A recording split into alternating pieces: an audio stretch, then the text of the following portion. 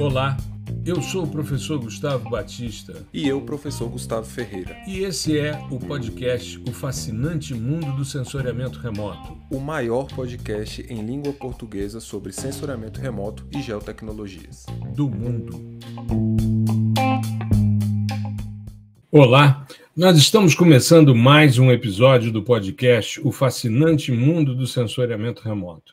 Episódio 196, e hoje vamos tratar de técnicas de pré-processamento para o monitoramento de dados SAR. Tudo bem, Gustavão? Fala aí, professor, beleza? Agora o negócio esquentou um pouquinho. Agora a cobra vai fumar. Porque o pré-processamento do radar ele é um pouquinho mais extenso, né? Então eu nem vou devagar muito, não. Acho que a gente já pode ir direto para os finalmente aí, ou para os começos, né, na verdade, e ver do que se trata esse pré-processamento aí. Maravilha. Antes da gente falar sobre pré-processamento, vamos discutir um pouquinho os tipos de dados SAR, Sim. Porque é importante para a gente definir a estratégia de pré-processamento. A gente vai falar, aliás, técnicas de pré-processamento SAR é uma parte bastante extensa, porque são vários os pré-processamentos, mas a gente tem basicamente dois tipos de dados. Os dados SLC, Single Loop Complex, e os dados GRD, né, o Ground Range Detect. Os dados SLC são os dados que têm informação de fase e amplitude. Os dados GRD, então, e eles são vistos sempre, os SLCs, eles são vistos sempre, né, entendidos sempre nessa rampa, né, de descida do pulso. Enquanto que os dados GRD são projetados à superfície, em WGS84, então já tem uma regularidade de tamanho de pixel, coisa que nos SLCs não tem, mas a gente só tem informação de amplitude e intensidade, que seria o dobro, né? Aliás, a amplitude ao quadrado, né? Então, a gente opta, muitas vezes, em trabalhar com dados GRD, quando o nosso foco pode ser contemplado com as informações de amplitude, né, como, por exemplo, coeficiente de reto espalhamento, ou quando a gente precisa de informações dos dados complexos, né, tanto a porção imaginária como a porção real, e a gente precisa de informação de fase, a gente trabalha com os dados SLC. Eu costumo falar assim, o GRD é ótimo, né, é um tipo de dado, né, já bem processado e tal, é muito bacana para você fazer umas análises ali, uns insights mais rápidos. Mas o ouro mesmo tá no SLC, tá na informação de fase, tá? Exato. Então eu diria que os dados GRD é um processamento mais baby class. Né? Enquanto... É verdade. É uma coisa assim mais estágio inicial, estamos nos aproximando e tal, um negócio mais baby class. O hardcore é no... O hardcore, exato. O thrash metal vem nos dados SLC, né? Então, tanto que no nosso evento nós vamos trabalhar com dados baby class. Vamos trabalhar com os dados GRD. Para o pessoal não ir embora. Propõe lá um evento de um dia lá de processamento com 2 horas e tal, os caras olham e falam, o quê? 10 minutos? Vou embora. Né? Isso é algo mais palatável, né? Sim. Mas eu acho que é por aí. Eu acho que tem muita potencialidade nos dados SLC, ou como você disse, é o ouro do negócio, mas a gente começa de forma mais tranquila para não causar traumas. Sim. Porque os traumas, às vezes, são irreversíveis, né? Pois o cara vai e não volta nunca mais. Mas, Exato. Assim, toda a parte que vai ter ali as propriedades físicas do material, onde você vai conseguir extrair, decompor o seu dado em diversas frentes ali, em termos físicos, isso é tudo com fase, tá? Então, polarimetria tem fase, interferometria é com fase, tomografia é com fase. Então, a grande questão é você registrar a fase, né, do dado de radar. Então, é muito importante a gente entender também como funcionam esses processamentos, tá?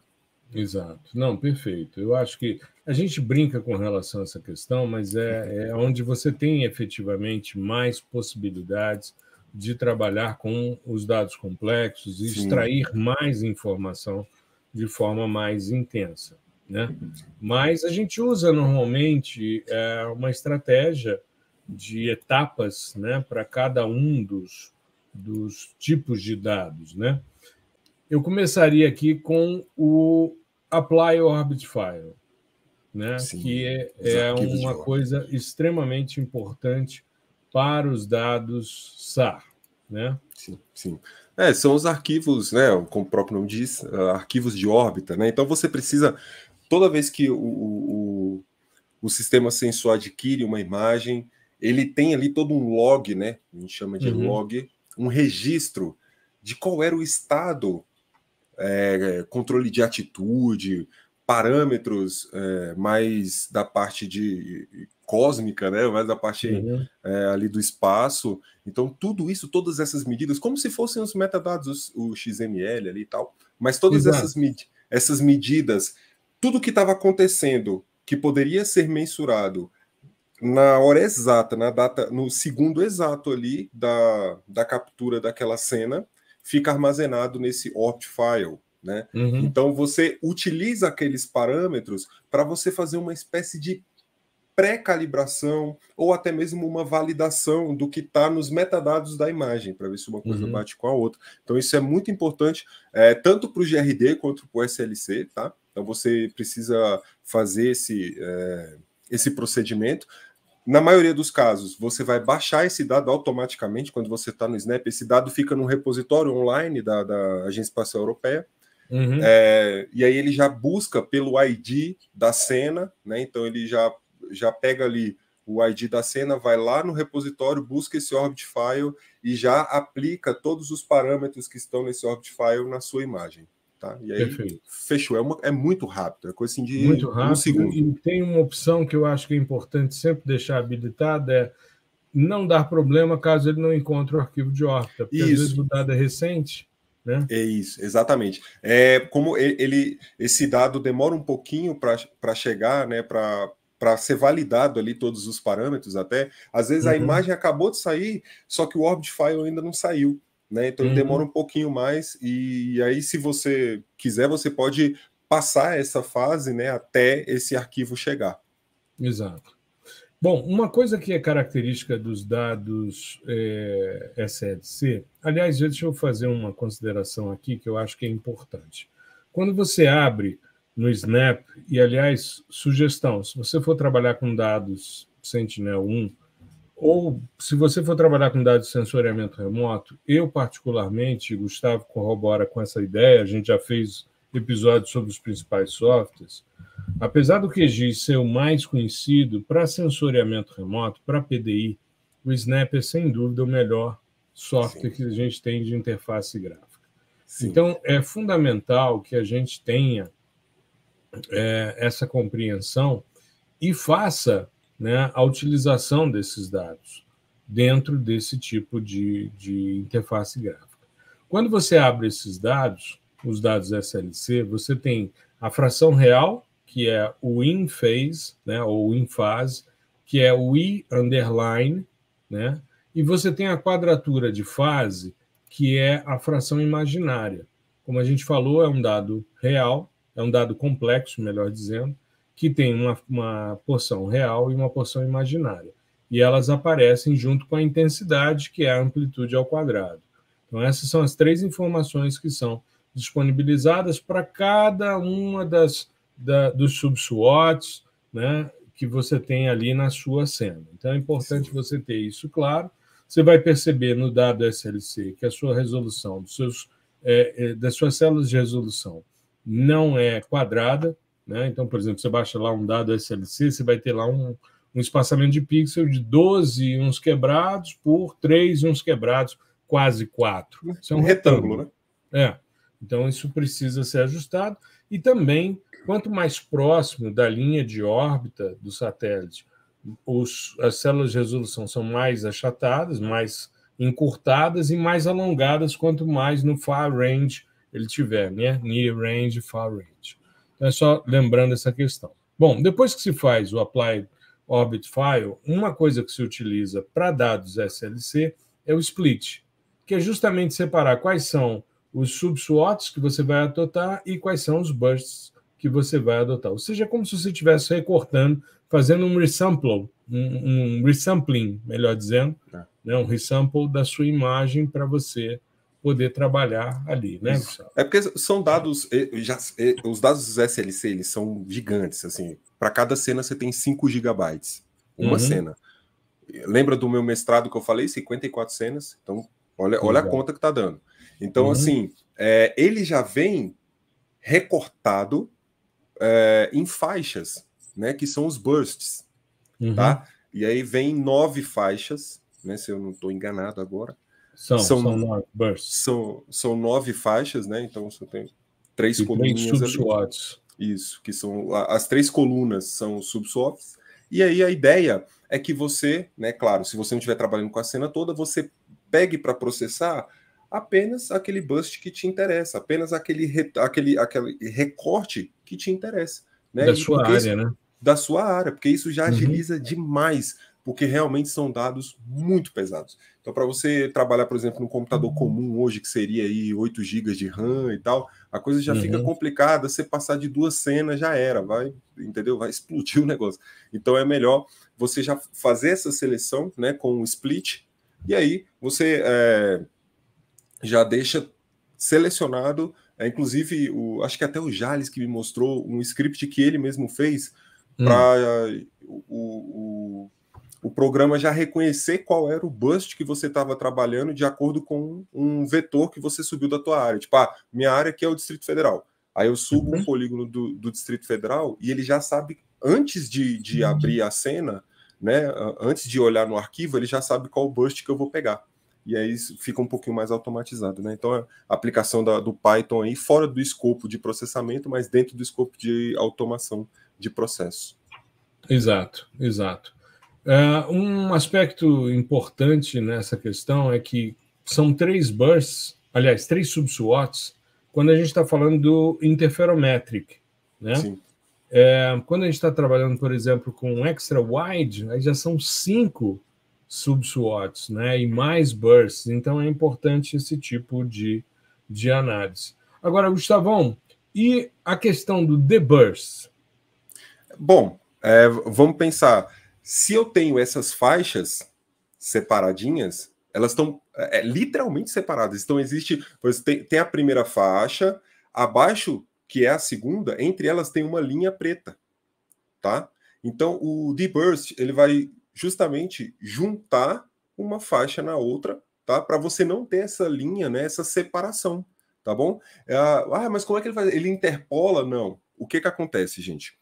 O final de um burst representa o início do burst posterior, tá? E aí, claro que isso ainda não está com as questões de projeção e tal, por isso que a gente tem essa possibilidade. Aí você abre essa linha, né, entre eles e o deburst ele vai colar novamente, vai fazer essa sobreposição e deixar, ao invés de 2 ou 3 faixas, você vai ter uma coisa só, única, né? Uma coisa Desculpa. Sim. Não é só porque, tipo, às vezes a sua área está no meio, né, entre dois bursts, né? E aí você consegue colar isso e ficar tudo certinho.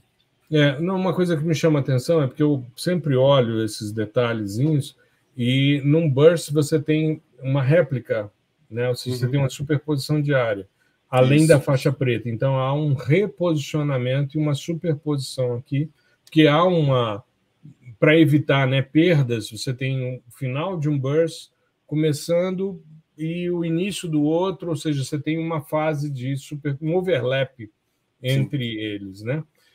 E é interessante porque se você estiver trabalhando com os dados GRD, você não faz nem o split nem o deburst. Mas você tem a remoção do ruído térmico, e quando você remove o ruído térmico, você pede para ver a imagem do ruído, é justamente o quê? A posição dos bursts, as linhas entre eles e as faixas, os sub-SWOTs ali representados. Então, quando você remove esse ruído térmico, que só é possível em dados GRD e não nos dados SLC, você tem essa verificação. E é muito interessante. Os dados GRD, você não pode aplicar nem o split, nem o deburst, mas você pode fazer um subset e cortar a sua área sem nenhum problema ali. Uma coisa que é importante, tanto num caso como no outro, é você fazer a calibração, o calibration mesmo. A calibração é uma calibração radiométrica. Então, no caso dos dados SLC, a calibração você faz e salva como um dado complexo. Faz um output de dado complexo. No caso dos dados GRD, aí você vai utilizar coeficientes de reto espalhamento, sigma 0, gama 0, beta 0, né? É muito comum você usar sigma 0 em ambientes mais planos, é comum você usar o gama 0 quando sua área é mais movimentada, de relevo mais movimentado, funciona melhor, porque cada um desses coeficientes de reto espalhamento vai representar uma parte específica dessa frente de onda, ou projetada à superfície, ou na rampa, né, de descida dessa onda, descida e de retorno, enfim, ou mesmo a projeção mais acima, na própria rampa. Então, a escolha depende muito, mas eles são muito similares, muda muito pouquíssima coisa de um coeficiente para outro, né? Isso. Então, você tem essa possibilidade. Uma coisa que eu acho que é interessante da gente pensar é na geração de matrizes. Sim, esse talvez seja, dentro dos estudos polarimétricos, a cereja do bolo, né, Gustavo? Exatamente. Porque quando a gente está lidando com alvos incoerentes, né, que não são aqueles alvos que possuem, que são aqueles alvos que possuem uma dinâmica muito grande, exemplo, um corpo d'água que está sempre se movimentando, um ambiente florestal, né, que não é antropizado, enfim, onde você tem ali uma dinâmica muito constante, dependente do vento também, tá? Porque isso interfere. Aquilo que se movimenta, né? Isso, tá movimentando ali toda hora, é um alvo incoerente. E aí, quando você tem alvos incoerentes, você não consegue descrever as propriedades físicas só com o que a gente chama de matriz de retroespalhamento, que seria o meu dado na polarização que o sistema possui, né? Por exemplo, aqui no modo interferométrico wide do Sentinel-1, VV e VH, né? Isso os dados no VV e os dados no VH, aquele mesmo pixel, representam uma matriz de retroespalhamento. Quando meus alvos são coerentes, eu consigo explicar as propriedades físicas deles só com essa matriz, tranquilamente. Né? Quando não são, eu preciso de uma medida estatística que explique esses dados. E daí a gente entra nas matrizes, ou de covariância ou de coerência. Né? E aí essas matrizes que elas vão ser utilizadas a maioria das vezes para a gente fazer decomposições, por exemplo, para entender qual o mecanismo de retroespalhamento que está dominando aquele pixel. E aí isso é uma decomposição feita com base nos elementos dessa matriz. E ela só é gerada em dados SLC, né? Porque eu preciso da fase para gerar. Perfeito.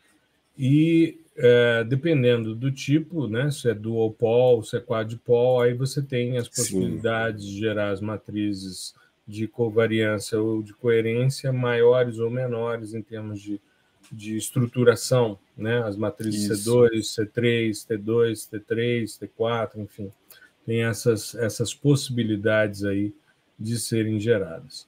Nós falamos no episódio 194 sobre o Speckle e concluímos falando sobre o Speckle, e a gente tem aqui a parte de filtros de Speckle, né? Ou seja, a gente tem a possibilidade de utilizar os filtros tanto monotemporais como multitemporais.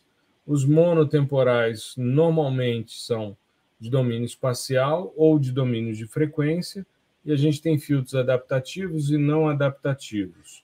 No domínio das frequências, a lógica do multilooking é uma estratégia bastante grande, né? Eu acho que seria interessante, Gustavo, diferenciar o que são filtros adaptativos de filtros não adaptativos para a nossa audiência. Um filtro não adaptativo é aquele filtro que a gente já está acostumado, né? Média, mediana, é uma transformação que a gente já está acostumado a aplicar, inclusive em dados óticos. Sem mais problemas. Operador kernel, né? Vai mudando o valor central do operador, vai percorrendo uma convolução ali. Isso. Exatamente. Agora, o filtro adaptativo, ele trabalha, né, existem alguns subtópicos aí dentro, mas no geral ele trabalha com o que a gente chama de estatística local. Então ele, conforme o kernel vai passando, ele vai calculando estatísticas daqueles pixels que estão juntos ali do kernel, dentro da imagem. Então você coloca, por exemplo, variância, né? No caso do filtro Lie, que é um dos mais famosos. Você calcula a variância dos pixels que estão na mesma região do kernel ali, tá? E compara elas com a variância global. Para quê? Para você não suavizar demais. Você tem que suavizar, né? Não, você tem é muito forte. Mas é desejável você. É desejável, principalmente se você for trabalhar com uma classificação, é desejável que você suavize um pouco, mas você não pode suavizar demais. E aí, como que a gente faz para fazer essa mensuração, né? Pô, não posso ir até quando? Com medidas estatísticas você consegue isso. Variância é uma delas. E por isso que o filtro Lie ele é tão poderoso, porque ele é simples e ele é muito eficiente. Né? Então você calcula e faz essa comparação da variância ali local, né, da estatística local, com a variância global e aplica o filtro e essa variância ela entra quase como um ponderador, né, da minha operação, e aí você vai varrendo a imagem toda e calculando essa estatística local e comparando com a global, estatística local comparando com a global e aplicando o filtro. Então basicamente é assim que os adaptativos funcionam. Existem vários filtros adaptativos aí, Lie, Frost, Kuan, então, a ideia é, quando a gente trabalha com essa parte de filtragem, a gente calcula vários ali e extrai algumas métricas para entender, métricas de perda de forma, perda de valores radiométricos também, para ver qual é o que tem a melhor performance, né? Que é aquele que suaviza legal, mas que não faz a gente perder tanto essa característica radiométrica, que é importante para a gente. Perfeito. E para a gente encerrar esse episódio de técnicas de pré-processamento de dados SAR, correção de terreno. A gente tem a visada lateral, que faz com que a imagem fique em flip, ou seja, ela fica invertida. Né? A gente tem as distorções de relevo, as sombras, layover, foreshortening, tudo isso é corrigido com modelos digitais, modelos numéricos de terreno. O próprio download é feito de forma automatizada pelo Snap. Né? Aí você tem ali os modelos que podem ser SRTM, podem ser do Copérnicos, enfim, tem uma gama generosa ali de modelos para você fazer as correções e colocar a sua imagem numa posição correta. Ou seja, você sai de uma imagem que é um grande chuvisco para uma imagem que tem toda uma relação com a superfície e que nos permite investigar muita coisa interessante. Eu queria só salientar que, depois desse evento, como a gente vai trabalhar com séries temporais de dados SAR, já dando um pequeno spoiler do processamento que a gente vai fazer, vamos falar disso nos próximos episódios, processamento das técnicas de detecção de mudança, modelo linear de mistura espectral para os dados ópticos, e vamos trabalhar com séries temporais, que é um módulo novo que a gente vai criar para o PDI SAR, né, que em breve vai estar disponível, o 10º módulo da nossa maior formação, e aqui tem um maior nível de complexidade, e é uma das que mais demandou tempo, sim, mas também foi um dos grandes prazeres, né, do nosso trabalho conjunto aqui de formação de cursos, formações, né, na área de processamento de imagens. Assim como esse mais recente, que também foi muito legal, que a gente lançou há bem pouco tempo, Introdução ao Sensoriamento Remoto, que deu uma resposta muito grande, uma turma muito generosa e que está ali se apropriando, uma discussão muito gostosa, né, Gustavo? Com pois é. Os nossos estudantes ali que estão se aproximando do sensoriamento remoto. Exato. E do sensoriamento remoto, da programação também, então é muito legal a gente poder orientar um pouco o pessoal, pegar na mão algumas vezes e mostrar como é que faz, por que é assim e tal. Isso é muito legal, a gente como professor, enfim, a gente fica muito feliz de ter esse impacto, né? E às vezes o estudante ele acaba aplicando aquilo no TCC, no mestrado, no trabalho onde ele está, e aí depois vem agradecer a gente, então é muito legal, fora toda a interação que a gente tem na nossa comunidade do Discord lá também, o pessoal está sempre postando. Maravilha. Com isso, a gente encerra. Fizemos aí uma bateria de gravação de 3 episódios seguidos, porque o professor Gustavo Ferreira, nesse momento, estará voltando da sua lua de mel, aliás, estará em plena lua de mel em Cancún, né? Mas eu queria só, antes da gente encerrar, trazer uma notícia aqui para vocês. Em breve sairá a melhor formação de pós-graduação, melhor MBA em geoprocessamento. A gente está se unindo a um outro grupo, a gente vai divulgar em breve, tá? Ainda não vamos fazer isso hoje, mas em breve a gente divulga. Estamos lançando aí uma especialização, lato sensu, um MBA em geoprocessamento, né, ligado à questão da gestão ambiental. E então fiquem atentos, porque em breve sai coisa nova. E já está tudo montado, disciplina, ementa, então pode esperar, meu amigo, porque vai ter processamento para caramba, vai ter programação para caramba, vai ter GE para quem gosta de GE, muito, né? Vai ter fundamento, vai ter conceito demais de geoprocessamento, sensoramento remoto. Então, assim, a gente está montando, é um super time que está montando isso aqui, e a gente está montando com o maior carinho. Então, esquenta aí os motores, porque logo menos a gente vai soltar essa para vocês. Exato, exato. É isso aí. Gustavão, fique bem, se cuide, e a toda a nossa audiência, uma boa semana, fiquem bem, um grande abraço. É isso, pessoal, até a próxima, um abraço.